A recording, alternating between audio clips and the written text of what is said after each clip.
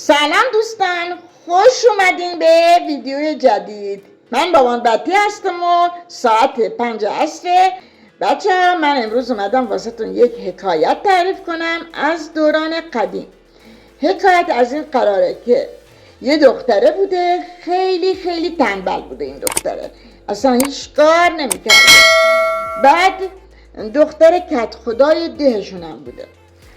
یه شب یه تاجره از اونجا رد می شده، شب میشه و بارندگی میشه و شب میشه و میگن از مردم میپرسه خونه کت خدا کجاست و بهش نشون میدن. میاد خونه این بنده خدا، اینا میاد خونه کت خدا و دختر کت خدا که شبی 9 تا و نصفی نون میخورده، اون شب که مهمون داشتن و تاجرها خونشون بودن 9 تا بیشتر بهش نمیرسه، نصفی دیگه کم داشته.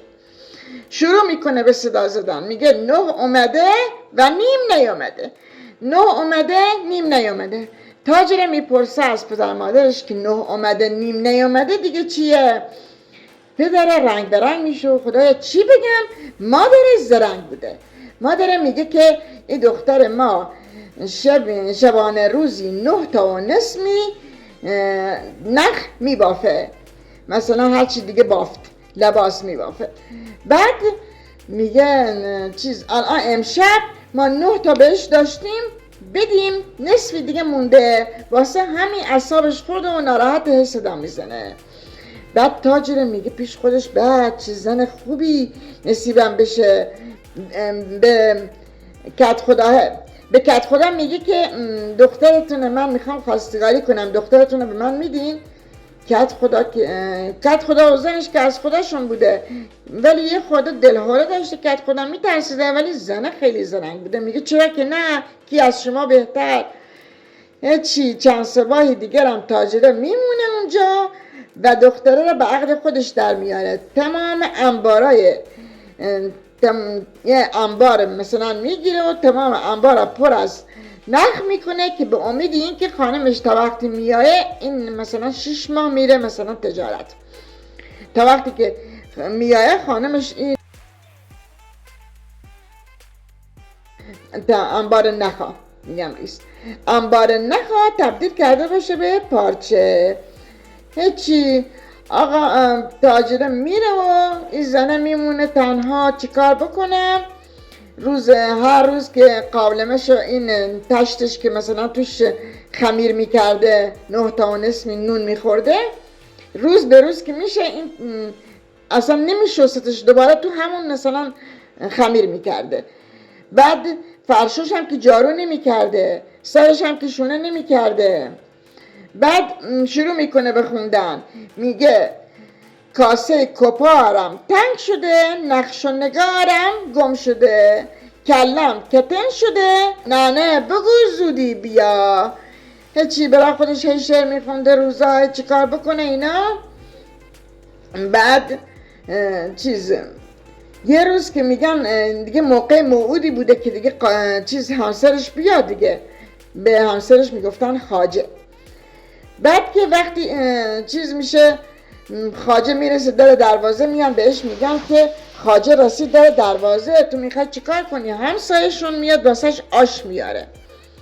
بعد وقتش میگه حالا که خواجه اومده حداقل من یه بند تنبونی واسه خواجه ببافم، هیچ کار که نکردم.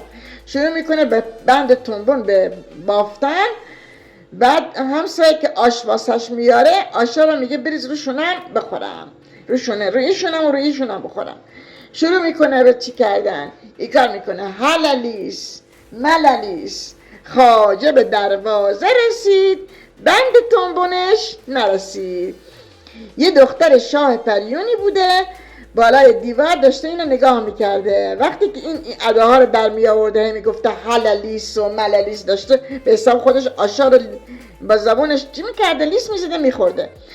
بعد میگه حللیس و مللیس، خواجه به دروازه رسید، بند تنبونش نرسید. دختر شاه پریون خندش میگیره از حرف این.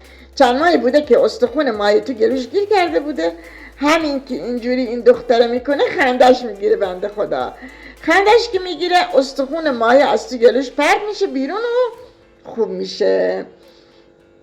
بعد میاد پایین به دختره میگه که تو چته، برای چی اینجوری، چرا مثلا کاراتو نمیکنی؟ میگه من اینجوری. سرگذشتش واسه دختر شاه پریون تعریف میکنه. دختر شاه پریونم بچه این یه افسانه هست، یه داستانه، واقعی که نیسته. هیچی. دختر شاه پریون بهش کمک میگه من بهت کمک میکنم، تو یک کمک بزرگ به من کردی، منم بهت کمک میکنم. میگه من تمام انبارای تو را تبدیل به پارچه میکنم، بعد خونت هم تمیز میکنم، یه سوت میزنه، تمام پریای دیگه میان و همهشون کمکش میدن و دختره را میبرن هموم و خونش رو تمیز میکنن و کارش رو میکنن و مثل یه خانم مینشوننش. بعد یه چایی هم دم میکنن و شیرینی و اینا میذارن تا خواجه بیاد. خواجه که میاد میبینه به خونش تمیز، انباراش مرتب، خانمش هم مرتب و لباس پوشیده نشسته منتظرش. چای میریزه واسه خواجه و بعدش اینجاشو نگفتم که دختر شاه پریان یه راهکار بهش میده که دیگه خلاص بشه از این مسندگی. هر شب میاسته بافندگی کنه، میخواسته خلاص بشه، یه راهکار دختر شاه پریان بهش میده. راهکارش هم این بوده که میگه یه سوسک سیاه، از این سوسک سیاه های قدیم سوسک سیاه بودن، بهش میده، میگه اینو بذار زیر کاسه، وقتی همسرت اومد اینو رها کن، بعد دیگه بقیه ماجرا هیچی. دختره تا که خواجه میشینه و چایشو میریزه میخوره، این میگیره سوسکه رو رها میکنه، سوسکه رو رها میکنه و بهش میگه خاله کجا داری میری؟ خاله بیا بشین چای بخور. سوسکه میگه. بعد خواجه میگه با کی هستی؟ کسی کنار ما نیست. میگه این خالمه، این خالم بیچاره از بس که مثل من ریسندگی و بافندگی کرده، کمرش اینجوری خدا به روزش داده اینجوری شده، به سوسک تبدیل شده. منم اگر بخوام از این کارا بکنم همینجوری میشم. هیچی. خواجه که میبینه اینجوریه میگه که نه خانم، نمیخوام دیگه از این به بعد تو رسندگی و بافندگی کنی. هیچی. میگه تو بشین، الان چند وقته که انبارمون پر از دیگه بافندگی دیگه کردی، دیگه تموم شده، 7-8 ماهی داریم، بعدا هم دیگه من نوکر میگیرم و احتیاجی نیست که تو کار کنی، تو فقط بشین و خانمی کن و خونت من نوکر چاکرم واسط میگیرم، بشین و خانمی تا بکن، احتیاج نیست. بچه ها دختره دیگه کلی به قول ما خرکف میشه و کلی خوشحال و کلی خندون و بعد دختر شاه پریون هم از بالا دیوار داشته این ماجراهاشو میدیده، میاد پایین بهش میگه دیدی برات درست کردم، کارتو درست کردم، تو که کار منو درست کردی، منم به تو کمک کردم. بچه ها قصه ما به سر رسید که لاغه به خونش نرسید. بالا رفتیم ماست بود، پایین اومدیم دوغ بود. قصه ما دروغ بود.